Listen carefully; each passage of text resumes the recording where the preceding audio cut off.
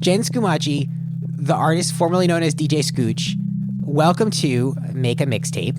I saw you speak at Creative Mornings, like when you were kind of in the process of taking over it, and you gave like a little mini talk about like how sound works. Yeah, Yes. I did. Yes. Yeah. And I was like, oh, I have to get her on the podcast at some point. And that was like 2 years ago. It was. Yeah.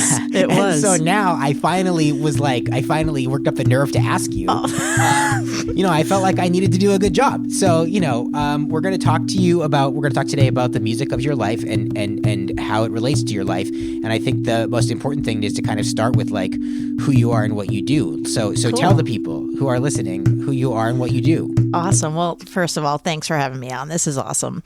So my name is Jen Scumaci. I live in Portsmouth, New Hampshire. I am originally from Long Island, New York, and kind of bounced my way up the Northeast coast by collecting grad degrees and different positions at different jobs. But I landed here in New Hampshire over 20 years ago. I moved here in 2002. And since then, what do I do? So like right now, currently, I am a senior facilitator at a firm called SME Strategy. We're a Canadian management consulting strategic planning firm. And so I travel all over the world. Actually, I got to facilitate in France last year, which is pretty cool. All over the world, helping teams get their stuff together, figuring out where are they, where do they need to go, and how do they get there. And so that's what I do right now. But for, the past 10 years, I was DJing. It started out as sort of a passion hobby when I was working in another corporate job 10 years ago. Actually, it's 11 years now. I got let go from that job and luckily had DJing to fall back on. And just really like talked to everyone I could talk to, tried to offer to be parts of events that I could be parts of, and just tried to like really be involved as much as I could in the local community DJing. And decided last year that it had gotten to the point where I was basically working 2 full-time jobs. And so I decided to take a step back from DJing, because of course I do other stuff too, because I can't sit still. So I'm also still a member of the Portsmouth Economic Development Commission.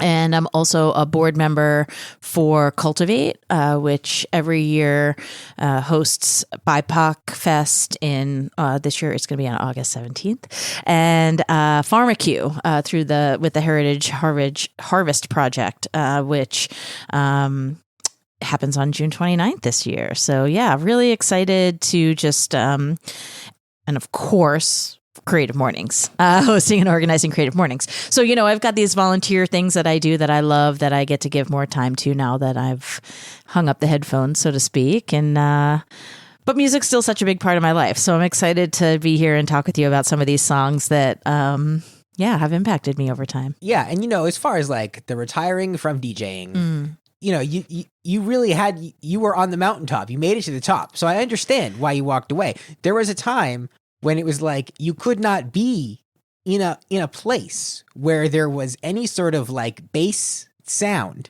that wasn't coming from you. Like it was like you were everywhere. It was a little, and I have a lot of respect for that as a person who also sometimes walks into a room and people look at me and say, "You're everywhere."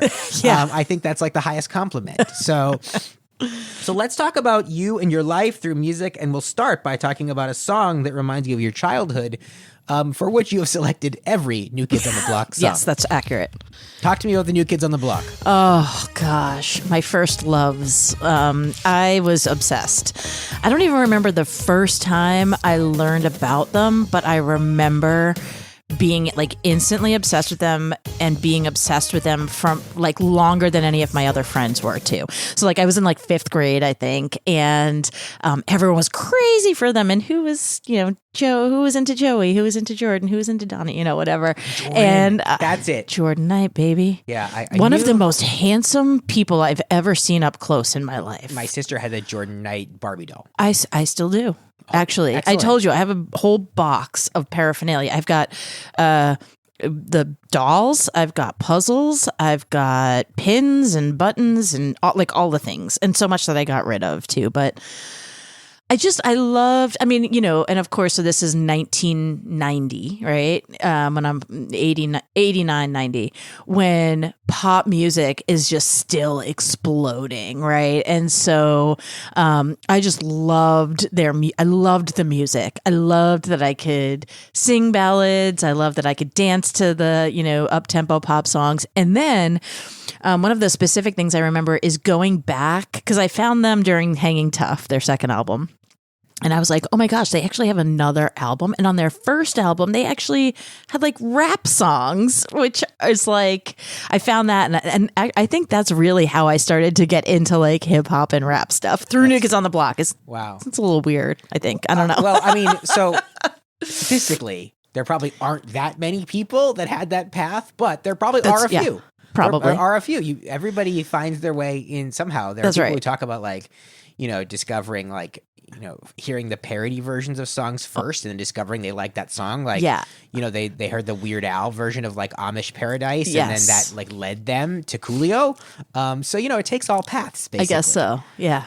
New Kids on the Block, I would say also real trailblazers in terms of the sort of comeback structure. Yeah. Oh my gosh. Yeah. If you could kind of set a clock by New Kids on the Block to New Kids on the Block's revival of however many years ago that was, and then Backstreet Boys and NSYNC basically did the same thing on the same timeline. That's exactly right. Well, and now they all tour together. I mean, truth be told, I have seen New Kid. So now they're not called New Kids on the Block anymore. They're called NKOTB. Right, because they're grown up. Because there's a statute of limitations on how often you can be new and kids. And exactly. Okay, makes sense. Yeah. Truth be told, I've seen them more times live in concert as an adult than I did when I was a kid. Well, so, that makes sense, though. You have a little bit more control over your schedule and discretionary income as an adult. True. So you get to pursue your passions a little bit more. Yeah, I don't know that there's anyone who's been more excited about a favorite comeback than I was, back when they started. I mean, because they're still on the comeback, or they've come back a couple times. I remember the first time I saw them as an adult was probably 15 years ago. 12, 15 years ago now. Yeah. At Mohegan Sun, I got to see them. Oh my gosh. I just Mohegan love Sun, them. capital of the comeback. Yeah. Ain't never hustle for a necklace, trying to get the fam straight, get us out of debt shit, that shit get testy, I feel Dizzy Gillespie in the room, pack me, Carl, Izzy, and Precious out the womb, I was last, I'm the youngest of 7, birthday, same day as the Reverend, birthday, same day as the devil, black lock like the pot in the kettle. Okay, so let's talk about a song you consider an all-time favorite, Shake Your Rump, the Beastie Boys from Paul's Boutique. Let's talk about the Beastie Boys and what it meant to you. Oh my gosh. So yeah, if my obsession as a kid was New Kids, my obsession as a high school and college student was the Beastie Boys. I mean, everything, every single thing they did. I mean, License to Ill, of course, now looking back feels questionable and or flat out egregious in many ways. However, it was just was my quintessential high school life, like just hanging out with my friends, doing stupid fun stuff, saying things that made no sense to anyone but us, and just like laughing our faces off and being goofballs about it. And like, in essence, at the time, that's what the Beastie Boys were all about, right? Like, License to Ill was just like a frat party soundtrack. Mm-hmm. And then when they came back with Paul's Boutique, and I actually didn't know a whole lot about Paul's Boutique until probably the last decade or so. So many books and documentaries have been released on it now. Yeah. But, at the time, it's like, Shake Your Rump, just the intro to it, that it's that drum roll at the front end of it, which, of course, is a sample, and the entire album is a sample. But it's just, you read back about the stories of how they made Paul's Boutique, and it's like, it was just a nonstop party. Like, they were just having the time of their life making music. And might seem silly, and it might seem, I don't know, unintellectual, but it's just, there's something so great about that to me. There's something so important about trying to pull something off that it feels like you're scheming, but it's really just for fun. You're not really hurting anyone. It's not malintent. It's just having a good time with my friends, And so there's just something about the purest form of that came out in their music and that just hits me. And Shake Your Rump is just to me like the party song. Like get on the dance floor and just be an idiot with your friends. You mentioned the sampling, and that's something that I wish as a kid I better understood. Sometimes on this podcast I talk a lot about how like my understanding of music was in part formed by the kind of music I was learning to play. So like I learned how to play guitar by watching a Green Day concert like over and over and over again. I recorded on a VHS and I just watched it to figure out what they were doing. Love that. And so, but my like basic idea of a band was like there's a guitar, there's a bass player, there's a drummer, And so when I was forming bands in high school and stuff, that's what we did. And as we started to do things like literally just like add someone playing the keyboard, we thought we were being so experimental. And meanwhile, I was hearing music like Beastie Boys and like Beck, these songs that are like created by assembled samples. Yeah. But because I didn't know all of that old soul music and all the crate digging they were doing to pull out those samples, I didn't hear it. And what's really strange is being an adult and going back to those songs and hearing it now. Yeah. And also thinking like, gosh, what kind of damage could I have done if I understood that back then? Right. I don't know. I find that kind of thing really cool. And with the podcast editing, I do a lot of like odd, mashups and audio sampling and everything too. And I don't think there's anything really more fun than that. For real. Well, in the way technology is now, you can do that so easily. Yes. Right. So your time has not passed with messing around with samples. I guess that's but true. Like the way that they did it was so, for a few reasons, so revolutionary. The first was they didn't have the equipment. They did this all on cassette tapes where they literally and they had some of the recordings, some of the voice samples were from like movies and TV shows. And they would literally put a microphone up to the speaker playing the thing, capture it on a tape and then splice it in. And they were cutting and taping cassette tapes, like so bananas, right? The entire album is sampled. There is not a piece of original music on Paul's Boutique.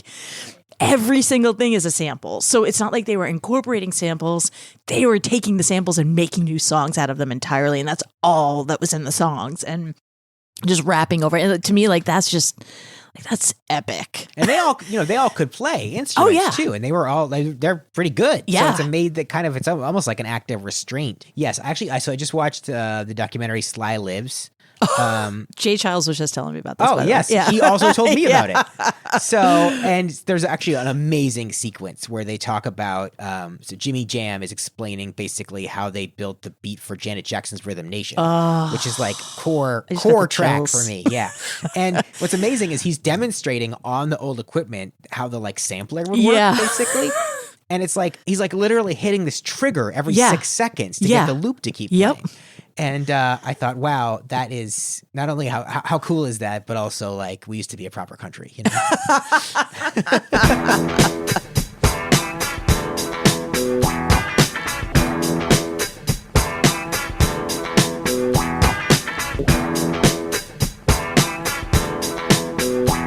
What are your playlist making habits? I know that you obviously you curate a playlist every month for Creative Mornings. Yes. But are there hundreds of playlists on your Spotify account? Yeah. And are some of them stuff that you started to build and abandoned that have like 3 songs on them? Okay. And is there like kind of one that you mostly just listen to all the time until you get sick of all the songs on it? Gosh, no.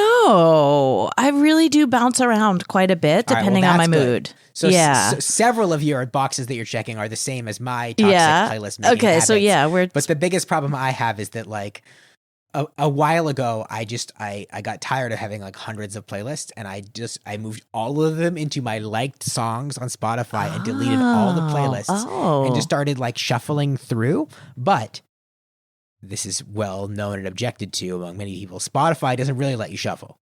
It has like a smart shuffle. It's algorithmically driven. And so it's trying to send you back to the songs that either it's artificially weighted because of whatever someone's paying into the system, or because they know you like a certain thing. Right. So you can have 3,000 songs on your liked playlist and you can hit shuffle, but it's really only going to play 400 of them for you over and over again. Yes. And you really have to dig to get anywhere else. Yes. So it's probably really bad for my music consumption, which is best. It's best when it's spread all over. That's for sure. But when I tunnel down into the same 200 songs. That's so interesting. Which is like my worst habit. Yeah. Yeah, I have this thing where so at the company I work for, one of the things we're always putting diversity, equity, inclusion, and justice at the forefront of our thought and approach processes.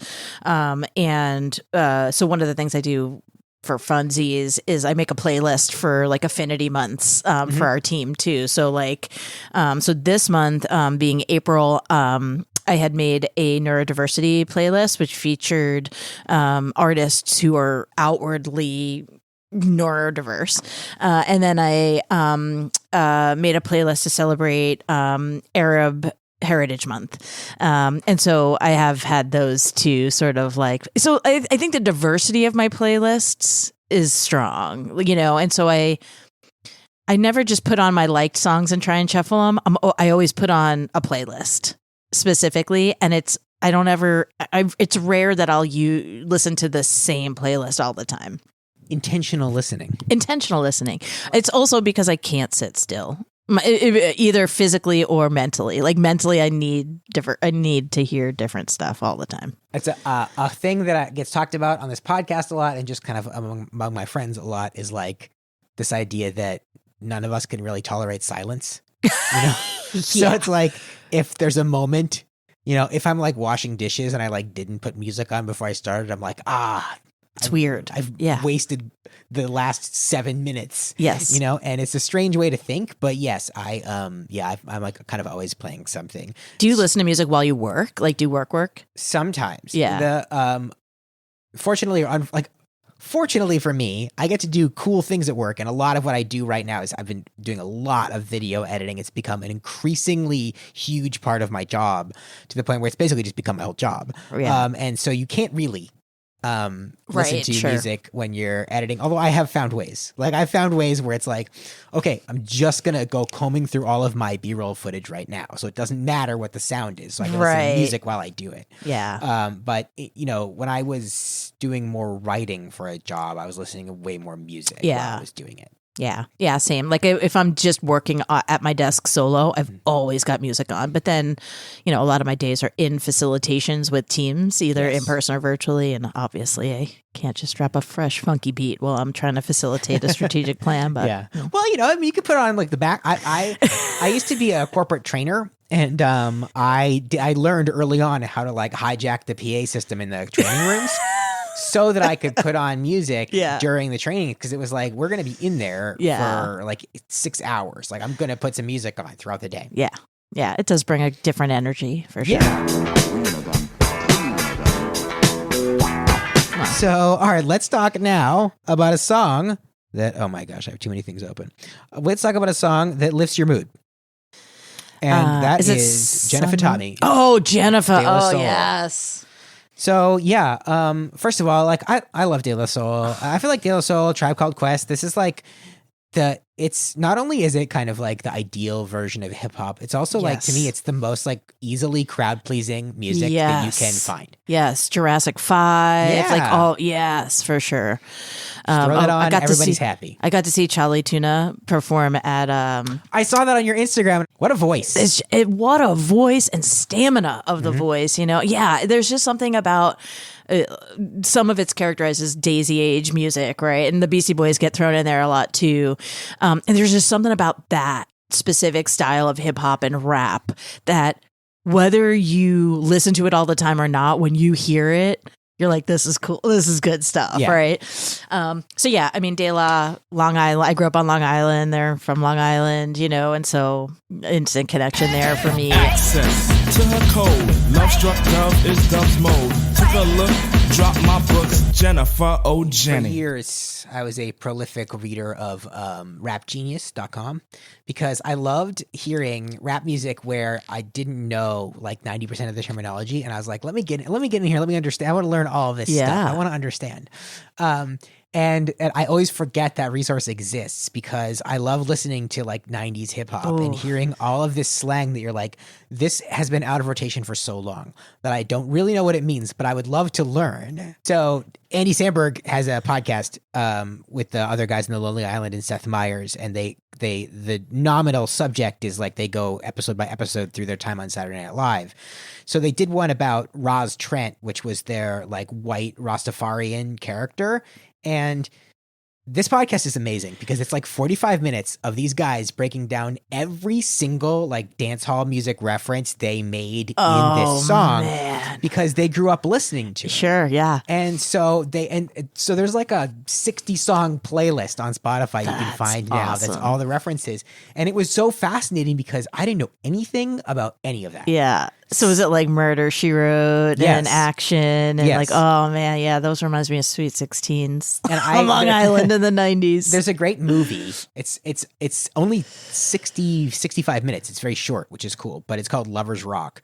And it actually is about like London in the 1980s. And it's just literally a house party. Oh, cool. And so it was really interesting to me to watch that and be dropped into this kind of time where like dance hall music and hip hop were kind of interrelating in a way where like guys were just kind of shouting over the beat the whole time, you know, and they kept saying like Mercury sound. And I was like, I don't know what that means, but I love that. Like I just want to yell like Mercury sound over the back of my podcast all the time. Yeah, that's the one thing that podcasts have not really appropriated yet is like a Funkmaster Flex type character who just kind of suddenly starts shouting over the other parts of the podcast. You know? I love it. I love it so much. I need to find someone to be that for this podcast. Breakfast was our greetings. Yogurts and birdseeds what I fed. Slipped a note, rocked my yacht, Jennifer, oh Jenny. If someone who's listening to this podcast has like never listened to De La Soul before, like what are the top 3 to 5 songs you would send them in the direction of? I mean, Me, Myself, and I is like the song. Like definitely listen to that. And they also, a lot of this stuff just very recently got added to Spotify. Yes, that's correct. A lot of their stuff was tied up for legal reasons or whatever and not available for streaming. And the release was huge. I actually think it happened like around my birthday a few years ago. And I was like, happy birthday to me. But yeah. Check it out. What's it all about? Check it out. Turn this podcast. So let's talk about the next song on your list, which is a song that makes you sad. Whitney Houston. Didn't we almost have it all? This song. I mean, if you listen to this song and you don't cry, you might not be human. Mm-hmm. It's such a, I mean, first of all, Whitney Houston, the voice. Yeah, again, what a voice. Charlie Tuna, Whitney Houston, 2 of the greatest voices. That's it. Yeah. You know, so it's the voice, it's the melody of the ballad. Like, to me, there are a few songs more emotional or that bring out emotion in me than 80s and 90s ballads. Like and it's probably part of it is the nostalgia of it, right? But the lyrics to this song, it's like we almost had it all. Almost. We were so close. And it's like, you know, when I was a kid and I was listening to that song, it was like my problems weren't really right? Like, and how I dreamed about things was like childish because I was a child, right? And listening back to a song like that now, actually, I remember the first time it actually really brought me to uncontrollable tears was right after my dad passed away.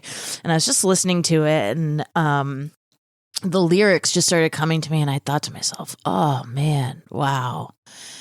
Being a partner. So I was like thinking about my mom, like being a partner to someone and you watch them go through this terrible illness and then you lose them. Like the song just took on a whole different meaning for me in that moment when I was listening to it and I was just sobbing uncontrollably. So like, yeah, if there's a song that hits me hard, it's that one and any song kind of like it. Yeah. Yeah. No, I mean, Whitney Houston, the older I get and the more that I, hear, I guess, the more I kind of can't believe it, when you hear her sing. And the more you have appreciation for that. Yeah. I'm not like a musical person. I didn't see Wicked, but I saw those two singing at the Oscars. And I was like, you can't You can't argue with that. Right. Like you can't argue. That's when someone's amazing. got a voice. It's one of the most amazing undeniable. things that we have on Earth. Basically. Agreed. And so Yeah. it's I don't know. It's always great to hear Whitney Houston sing. I wish we had more time with her. Yeah, I know. That was a tough one. Yeah. That's I don't always remember that when, people often will ask, like, what celebrity death hit you the hardest? Yeah. I always say Philip Seymour Hoffman. Yeah, but, sure. But Yeah. but Whitney Houston, Whitney that's was a tough big. one too. Yeah. Well, R.I.P. Whitney. Yes. Always. Let's talk about a song that makes you feel productive. This is Sun yeah. Moon. Sun Moon by Cabo, Young Yeah. France, and no, I don't know. I like trying to pronounce it. It's like Noel without the L. So Yeah. Noe. No, yeah, No? I don't know. Yeah. I have to be honest. There's a Yeah. lot of artists I don't know how to pronounce their names, Yeah. so I just avoid saying Well, them. some of them I think are deliberately unpronounceable. Probably, Do yeah. you remember when Prince changed his name to a symbol and it was yeah. such a controversial thing? I Because they were do. like, what do we say? And it's like, if Artist you formerly could known as bring Prince. those people to now Right. and show them the names Right. of like your average rapper or TikTok star, they'd be like, what is Yeah. this? What happened? I honestly was not sure how Dua Lipa pronounced her name for the longest time. Yeah, I didn't sure. know, so I just didn't say it. My brother and I were huge fans of the band Rilo Kiley Yeah. in Oh, high yeah. school. And that was a huge matter of debate. Oh my gosh. Among our friends is how you pronounce Rilo Kiley. We did not know. And then I remember even like seeing them live and I think like wondering if one of them was going to say their own band name so Yeah. we could be sure. Right. Oh my gosh. And also Rilo Kiley. I'll never forget the first time I was like, wait a minute. That's not Rilo Kiley. That's Jenny Lewis. Like I know Jenny Lewis. She was in the what the heck is the movie name now? The Girl Scouts. Yeah. True Beverly Hills. True Beverly Hills, Like, right. she's not a musician. She's an actress. She's a very serious actress from the 80s. And yeah, Blake Come on. Sennett, who was, I think he was on Boy Meets World. Yeah. Who is the guitarist of that band? One of the most influential musicians in my life. Oh, love it. Yeah, that was they have a reunion tour in September. I Making think a comeback. I which we kind of everybody sort of always knew. Because they had a kind of Fleetwood Mac style Yeah, sure. acrimonious implosion, and it's like, all right, well, like any exes, eventually they will come to a place where they can tolerate being They around can each other. reconcile. Right. And then they'll come back, and if lo and behold that did happen, but I am terrified to see what the ticket prices are. I bet Oh, it's yeah. unreal. They are all bananas. Yeah, it's a These tough days. time. Yeah. Yeah. So Sun and Moon. Yes. Have you listened to it? Yes, Okay. I listen to everything. Oh, you listen to all of it. Okay. So there's just something about it that it's like this song can sustain me. This song can keep me going. This is the song that will help me get over a hump if I'm in a hump. It's just, Yeah. keeps you bopping. We've talked about this a little bit, but when you say like being productive, what do you mean? Are you talking about like is it a work thing? Is it like menial household tasks? What? All of the above. Yeah. My brain does not focus. Sure. And so, I can if relate. I know I need to focus, it's like, okay, I got to sit at my desk for like at work. If it's a work thing I got to be productive about, I got to sit at my desk. I got to put on this playlist, and actually Sun Moon is on quite a few of the playlists I listen to when I need something that's got a beat, and that I can actually listen to lyrics too while I'm working, because a lot of times when I'm doing music, when I'm doing work, I'll need a song without lyrics. I'll need beats, but then like what you find like lo-fi stuff, and I love lo-fi, but sometimes I need something that's going to kick my butt a little bit more. Sure. Yeah. So I'll like also dabble into like here's another unpronounceable Khruangbin. Oh yeah. Yeah. Right. Is that how you say it? I don't know. Yeah. Let's get them on the phone. Let's talk now about a song that makes you feel creative. Venus, Hyperdrive Oh, Sound, yeah. which sounds like something someone would yell over a dance hall beat. Yeah. Hyperdrive Sound. Sound. Hyperdrive Boogie is one of my favorite playlists on Spotify. It's all instrumental. Some of it is lo-fi, but some of it is not.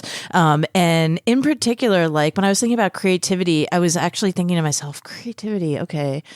Because there's probably a lot of songs I could have pulled, but Venus is the planet of creativity, right? And I was like, oh, okay, like hyperdrive boogie is definitely where I'm going if I need to like expand my mind a little bit.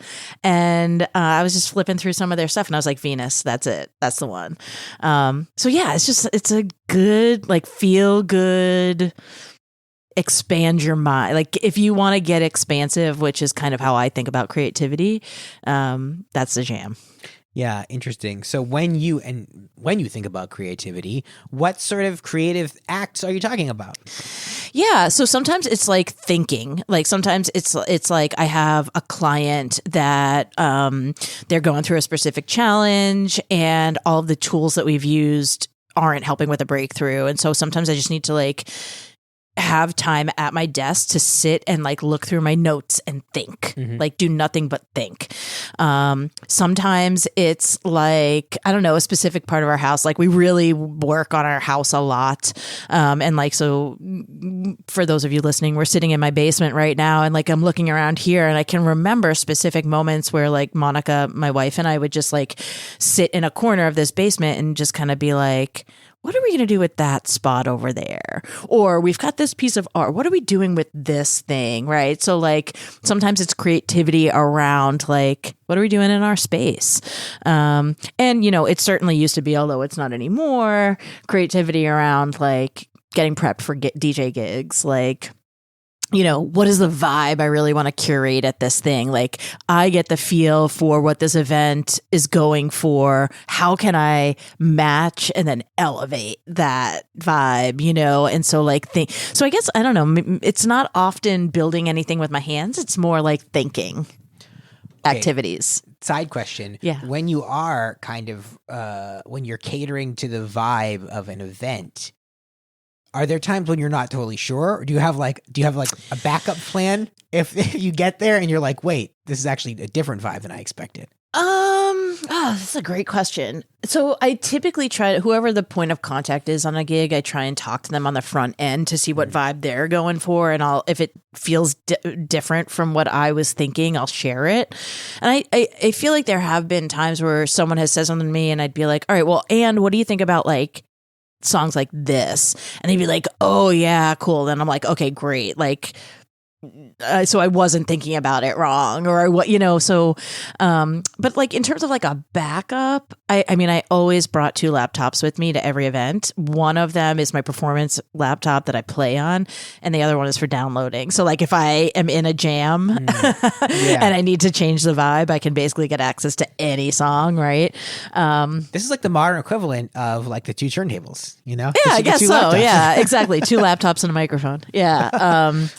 Yeah, I feel like, I don't know, maybe I just got lucky, but I've never had to completely stop a playlist to pivot to something completely different. I've always either been able to sort of like navigate the vibe.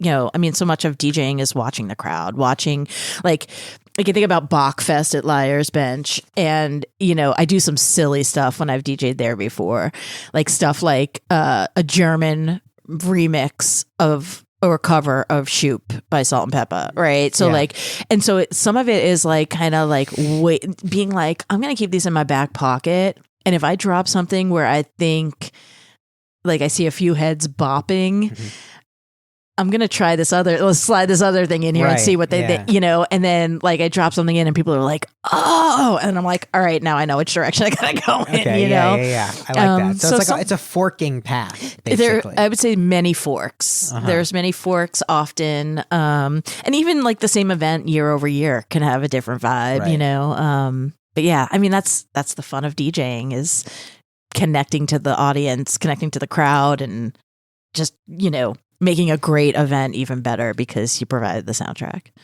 Do you find that do you feel like that skill is transferable in your professional career? Is it kind of the same thing? Oh yeah. It's all about reading people. Absolutely. No doubt. Like I can tell when I'm in front of a group of people and I'm facilitating a session and I say something, I can tell right away who's happy with it and who's not. And part of my job is to be like, okay, you're not happy. Why? Let's talk about it. Yeah. You know, so it's a little bit different. Whereas with DJing, typically, if someone's not happy with your performance, they're coming up and making requests, right? And then Right. you're like, ugh, do I really need to play Despacito again?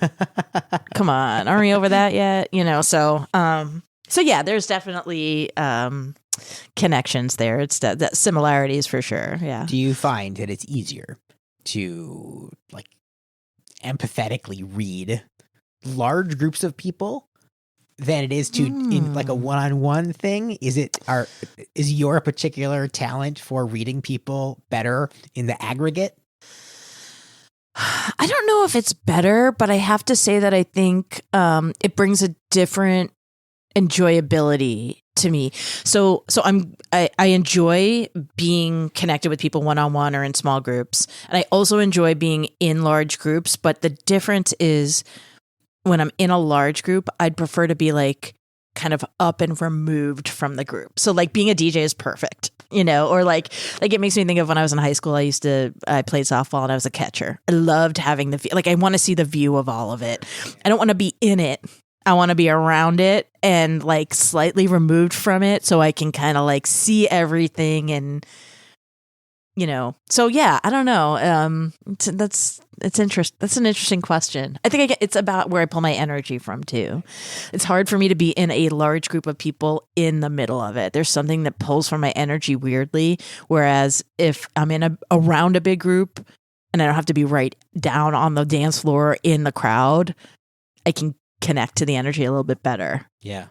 No, it's an interesting idea to me because I know about myself that I'm better in a crowd.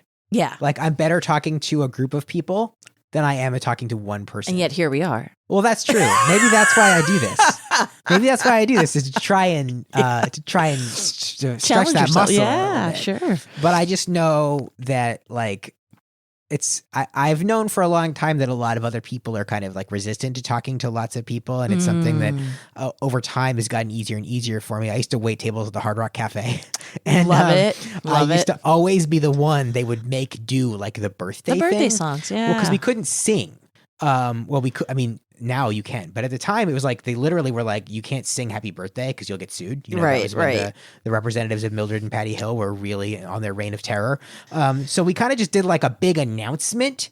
And so I was willing to stand in the middle of the room and kind of shout to everyone and get everyone's attention. Yeah. And I kind of didn't realize right away that was like a marketable skill. Yeah. Well, because you know what? I'm similar, and I didn't realize there are people who don't like to do that. Yeah. Or that people who think that they can't. I didn't know it was a skill either. Right. I didn't know. It's the same thing. It's like just sometimes there's who things you you like to do Yeah, that exactly. you have no idea other people hate doing. Yeah. I know. And you're Humans. like, you do? You don't like doing that? I remember when I was a trainer, right, part of my job was to kind of like recruit from within our own company, because it was this company where like, it was very like, it sounds almost fake, where there were these different floors. And it was like, what you wanted to do is when you got hired, you got onto the second floor. Right? Okay. And that was like the entry level jobs. And then you would try to get a third floor job. And then you'd pivot that to get a first floor job. Oh my gosh. And then you would quit and get more money somewhere else with the Right. job, the skills you learned on the first floor job. So I worked on the third floor, and like a lot of people from the second floor would come up to see like what the positions were that we were available. And you do a little spiel with them for like an hour.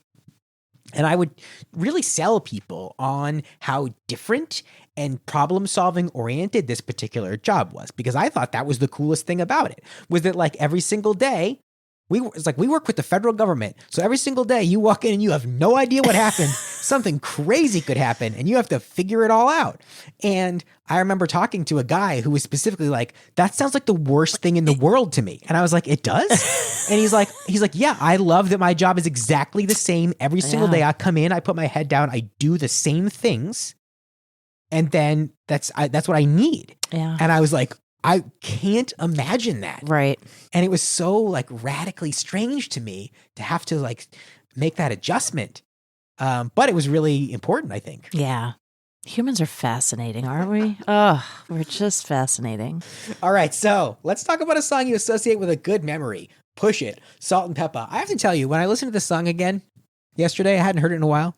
I was like, wow, this song does not really have like a verse chorus It verse does not. structure. It just kind of goes on. That and it's things and it's happen. only for the sexy people. Yeah.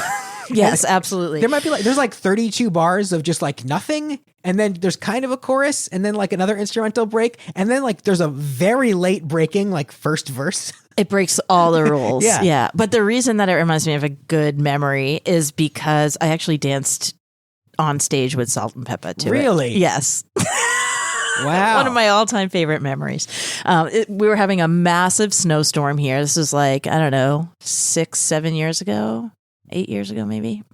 And it was a 90s hip hop reunion concert happening in Manchester at the Verizon Wireless Center. Is it still even the Verizon? I don't know if it's the Verizon Center anymore. I think it actually might be somehow. Yeah. So, Young MC was there and, so it was like all of these artists from the 90s hip hop. And my friends and I had rented a driver and a van to take us so that we didn't have to drive ourselves. And luckily we did, because this snowstorm was really bad, and I'm glad none of us had to actually be the ones to drive in it. But so we got there and it was like, I don't know, like 65 to 70% of people just didn't come because of the storm. So it was empty. It was like there were not many people there. And I was like, this is going to be my moment. Like, because this is going to be, all the acts here are going to be, this is going to be their throwaway. They're going to do whatever just to keep the people who are here engaged. And so I bet my friends, I was like, I bet you $100 I can dance on stage with Salt and Peppa tonight. And I made it happen. Wow. So There's picture and video evidence. So you won of it. $100 in addition to that. No one ever gave me $100, wow. but that's okay. All right, well. It was worth more. It was priceless. Yes. No, that's great. I like that a lot. Yeah, That's and fun. I remember I was in, we all dressed in 90s gear. So I had my hair in like this half thing on top of my head with my bangs all sprayed up and suspenders with these big baggy bright pants and my Dare fanny pack, which is neon yellow. Yeah. Neon yellow and pink. So yeah, it was a moment. Okay, let's talk about a song you associate with a bad memory. Our pal, Alanis Morissette. Yeah. So tragic, just tragic. I'm saying this sarcastically. My very first car accident was because of this song. Really? 'Cause Yeah. you had one hand in your pocket when you were driving. That's actually, that would have been good. No, it was because the song was ending and I was flipping the cassette tape over in the tape deck of my Okay. 1989 Honda Civic, which this was summer, and I had just gotten my license in March. And I was driving to work. I worked at Pizza Hut on Long Island at the time. Awesome. And that evening, I was going to go work a shift at Pizza Hut. And then that evening, I had a summer league basketball game. I was a big basketball player in high school, too. And so I was driving. And mind you, Pizza Hut was 6 blocks away from my house, so I didn't have very far to drive. And I'm driving down the street, and I had one hand on the wheel and one hand on the cassette tape. And as I'm flipping it, I, Yeah. took the wheel to the right just a little too much and rammed into a parked car. And I was, 17 years old and didn't know what to do. I was freaking out. Yeah. And but yeah, and then I lied to my parents and told them that I was swerving to avoid hitting a cat. And they knew I was lying because almost immediately my story changed. So I was swerving to not hit a squirrel. So they were like, well, was it a squirrel or was it a cat? Neither. It was hand in my pocket by Alanis. It was Alanis Morissette. Sorry.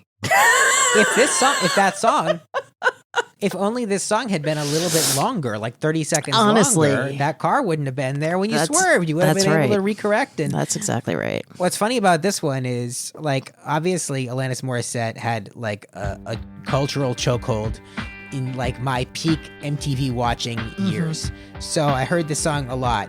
But again, we talked about like not being able to hear music the right way. When I listened to it the other day, I was thinking, wow, it's really funny. And it makes sense that this would be a song on your list, even if unintentionally, because whether it is or not, it sounds like it's assembled through a bunch of samples. If you Right. listen to like the drum loop in the song, And the ding, ding, ding. and the guitar part and the drum part almost sound totally disconnected. Yes. And it's a very strange sound. Yes. You're like, this is weird. Like when I think of Alanis Morissette, I picture her like with a guitar. So you think of it as being a little bit more of a rootsier sound. Yeah. But it's got this very 90s production. It does. Where like, I don't know what they were doing exactly. But like, I mean, I remember when I was in a band in high school, we went to like a real recording studio for the first time and they were like, can you like play to a click, right? And I was like, no, what are you talking about? Like we have to be able to hear each other. Because my thought was like, we won't nearly be like syncopated, right? But this was like an early Pro Tools, and I think that was like the easiest way to do it. So part of me thinks that's kind of why those songs from the 90s sound like that, is because it's like they were playing to a click. So the guitar and the drum don't really line up. Right. But we didn't notice at the time, or we thought it sounded cool, or Yeah. like our cultural mindset was different or something. Yeah.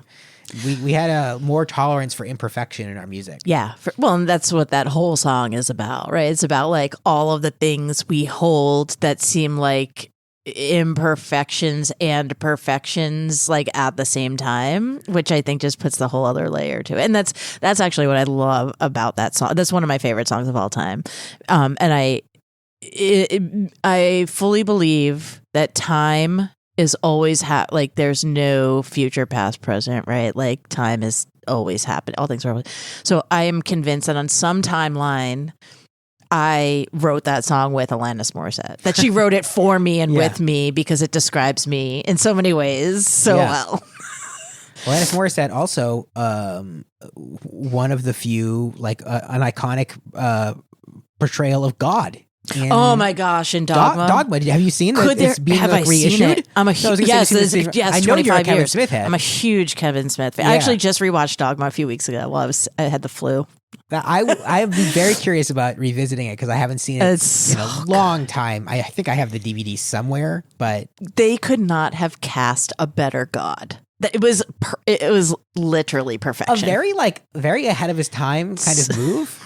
That's the so thing. good. People knock Kevin Smith for like not being much of like a visual stylist, which is true. He's really not. That's okay. He's a writer's director. Yeah. It's more about the acting and the writing and the story than it is right. about the way where the camera's moving or whatever. That's But right. There's a few ways in which he was very ahead of his time. He was very, people Chasing Amy, controversial movie. A lot of it's about like sexual orientation being a spectrum. Yes. And that was like a pretty radical suggestion at the time. Yes. Having Alanis Morissette play God, that feels like an obvious decision now. But in 1999 or whenever Dogma came out. Yeah. Huge. Well, but I think the beauty in Kevin Smith's stuff is in his simplicity and in how he sets up stuff that's like progressive like that against Jay, who is like the most offensive. Yeah. And I love that because it grounds all of it in, and the whole world he has created and how the characters cross over and the references and all that stuff. The it's View-esque just universe. Yeah. It's Again ahead of his time. A cinematic universe. Exactly. That's all we have now. That's it. So Kevin Smith, man. I didn't know we were going to get into a critical reappraisal of Kevin Smith, but I welcome it. Talking out their joints, but they wasn't saying nothing. My hand was on my toolie, they was acting unruly. Say word. Word up, yo, I was tight, caught up. But I swallowed my pride to let that nonsense ride. Because the positive, it seems that negative died. Was at the dice game, making these cats look silly. Flaming, steady running off at my willy. I had my cash mix, my red blue with my blade. Yo, I gotta see so loose, so all my girls I blow. Shook them shits in my palm, let them hit the flow. Kept my eyeball scoping for them pigs, popo. I got to go on the app, see my parole, my phone. But I got a steady freak, these boys like JoJo. And I was doing it till I met Ice Spike and Mike Monroe. They have my pockets thirstier than Sprite. Yo, I know the feeling. When you feeling like you feeling, you be having good thoughts, but the evils be revealing, and the stresses of life can take you off the right path. Yeah. Jealousy and envy tends to infiltrate your staff. We gotta hold it there so we can move on past. Let's talk about a song that makes you think of a loved one. Thinking out loud, Ed Sheeran. Ed Sheeran's having a little bit of a cultural moment right now. Yeah, that's A lot what of I talk about Ed understand. Sheeran. I mean, I wouldn't say I'm an Ed Sheeran fan. I don't dislike him, but I'm not into him. But That was my wedding song. Oh, So yeah, that's a and good wedding song. It's a great honestly, wedding it's a song that feels like it's always existed in a way. Like it has that feeling to it, where you're does. like, It's kinda hold timeless. on, this melody has only been around as long as Ed Sheeran's been alive? That doesn't seem right. I know, you're Yeah. so right about that. And yeah, so like it came out right around when Monica and I started dating, and it really described us. Like we found love right where we are. Like it was just like the perfect sentiment. And so yeah, I mean that it was my ringtone on my phone when I used to have a ringtone on my phone for the longest time. And I mean, obviously I can never think of anything else when I hear it. And it just makes me so happy whenever I hear it, because it reminds me of my wedding, which was like the best day of my life. So I love that. yeah. That's a very this is maybe the most straightforward version of this song answer we've ever had, where it's just like, yeah, it's my wedding song, so it makes me think of my wife. Done. Bing, Loved bang, one. boom. Love That's it. it. Perfect. Yeah. Great. That is our show. Thank you to Jen Scumaci. Shout out to the entire Creative Mornings team. There's at least one more episode in the pipeline before I get overwhelmed by all of my other summer obligations. But even then, it won't be long. We've always got a lot to talk about here on Make a Mixtape. So thank you for listening. See you soon.